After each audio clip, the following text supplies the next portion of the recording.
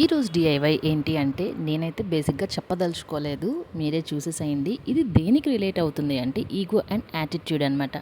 చాలా సిచ్యువేషన్స్లో చూస్తుంటాం కదా, నేనే రైట్ అని అనుకుంటే అది సెల్ఫ్ రెస్పెక్ట్, అదొక టైప్ ఆఫ్ యాటిట్యూడ్.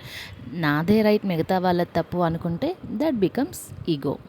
దీని లైవ్ ఎగ్జాంపుల్తో చూస్తే నేను రానిని అనుకుంటే పర్లేదు, కానీ నీ చుట్టూ ఉండే వాళ్ళు కూడా అనుకోవాలి నువ్వే రానివి అని ఎక్స్పెక్ట్ చేస్తే దాన్ని ఈగో అంటారు. అందరినీ ఏ డిఫరెన్స్ లేకుండా ఈక్వల్గా చూడాలి అంటే మనకి ఒక ప్రాబ్లం వస్తే ఎలా పెయిన్ ఉంటుందో ఎదుటి వాళ్ళకు కూడా అంతే కదా.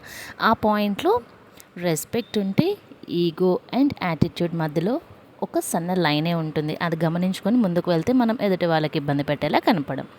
అందుకే నేను ఈ క్యాప్షన్ పెట్టానన్నమాట, కీప్ యువర్ యాటిట్యూడ్ అండ్ చెప్పులు అవుట్ సైడ్ అని. చెప్పులు ఎంత కాస్ట్లీ అయినా కానీ మనం బయటే ఉంచుతాం. అట్లానే ఈగో కొన్ని సందర్భాల్లోనే ఉండాలి, కానీ అన్నిట్లో ఉంటే మంచిది కాదు.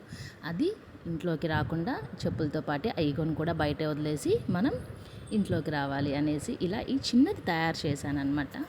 ఇది ఇలా బయట డోర్కి హ్యాంగ్ చేస్తే వచ్చే వాళ్ళకి అర్థమవుతుందనమాట, ఇలా వదిలేసి లోపలికి మంచి మూడ్తో ఇంట్లోకి రావాలి అని.